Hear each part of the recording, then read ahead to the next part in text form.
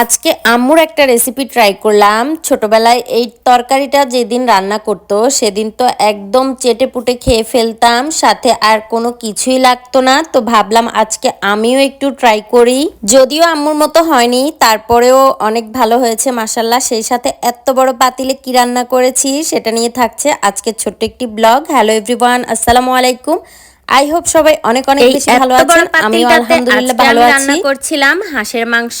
আমি কিন্তু প্রথম থেকেই ভিডিও করেছিলাম, আপনারা তো প্রথম থেকেই জানেন আমি আসলে একদমই আকাইম্যা, তাই হচ্ছে ভিডিওটা ডিলিট হয়ে গেছে। তারপরে আর কি করব, পরের গুলোই আপনাদের সাথে শেয়ার করছি। আর কি করার, তো আমি এই পাশের পাতিলটা ওখানে নিয়ে গেছি কারণ এটা অনেক বড় ছিল, সেই জন্য বড় পাতিলটা এই পাশে থাকলে কিন্তু ওই পাশের কোনো রান্নাই দেখা যেত না। প্যান বসিয়ে এটার মধ্যে কয়েক পিস মাছ ভাজা হয়ে গেলে আমি একটা অন্য রান্না বসাচ্ছি।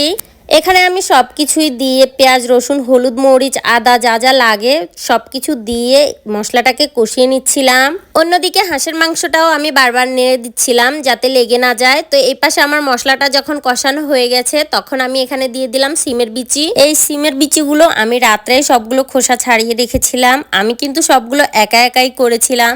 তারপর আমি এখানে কয়েক পিস মাছ দিয়ে দিলাম, দিয়ে আবারও কষিয়ে নিলাম। কষানো হয়ে গেলে আমি এখানে কাঁচামরিচ আর কেটে রাখা টমেটো দিয়ে দিলাম, দিয়ে আমি আরেকটু কষাতে দিলাম। এই ফাঁকে আমি মাংসটাকেও ভালোভাবে নেড়ে নিচ্ছিলাম যাতে লেগে না যায়। এটা বারবারই কিন্তু নাড়তে হয়। সিমের বিচিটাকে কিন্তু ভালোভাবে কষিয়ে নিলে এটার মধ্যে কিন্তু মশলা দিলে কিন্তু আর কোনো গন্ধ থাকে না, না হলে কিন্তু আমার কাছে কেমন একটা জানি কাঁচা কাঁচা গন্ধ থেকে যায়। তো আমি এখানে ঝোল দিয়ে দিলাম, দিয়ে যখন এটা বলক এসেছে আমি একটা মশলার গুঁড়া দিয়ে দিয়েছি, দেন একটু তেজপাতাও দিয়ে দিলাম যাতে গ্রানটা আরও ভালো আসে।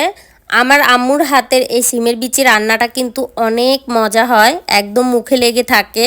যাই হোক, তারপর আমি আমার মতো করে চেষ্টা করি আর কি। তারপর আমি সিমের বিচির তরকারিটা নামিয়ে তারপর অন্য একটা তরকারি বসিয়ে দিলাম। এখানে আমি পেঁয়াজ রসুন আদা সব কিছু দিয়ে মশলা দিয়ে ভালোভাবে মিক্স করে কষিয়ে নিচ্ছিলাম। হলুদ মরিচও দিয়ে দিয়েছি, একটু পানি দিয়ে ভালোভাবে কষিয়ে নিচ্ছিলাম যাতে এটার হলুদ মরিচের গন্ধটা চলে যায়।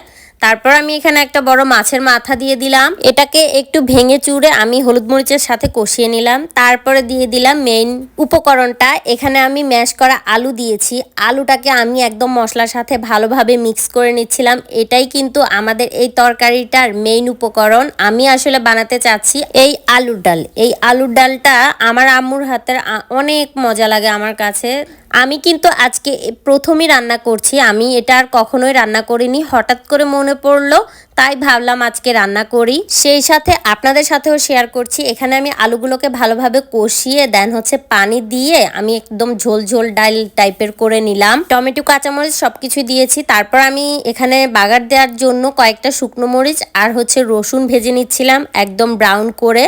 তারপর আমি এগুলোকে বাগার দেব ডালের মধ্যে। হচ্ছে এভাবে বাগার দিলে কিন্তু একদম ফ্লেভারটাই চেঞ্জ হয়ে যায়, অন্যরকম মজা লাগে। শুধু এই ডালটা দিয়েই কিন্তু একদম অনায়াসে এক প্লেট ভাত খাওয়া যায়, এত মজার এই ডালটা। আপনারাও কিন্তু ট্রাই করতে পারেন। তো আজকে আসলে আমাদের বাসায় মেহমান ছিল, মেহমান বলতে আমাদের ফ্যামিলি মেম্বার, তো সব সময় খাওয়া হয় না, তো আজকে আসলে দাওয়াত দিয়েছি যে সবাই একসাথে খাওয়া দাওয়া করব এই আর কি।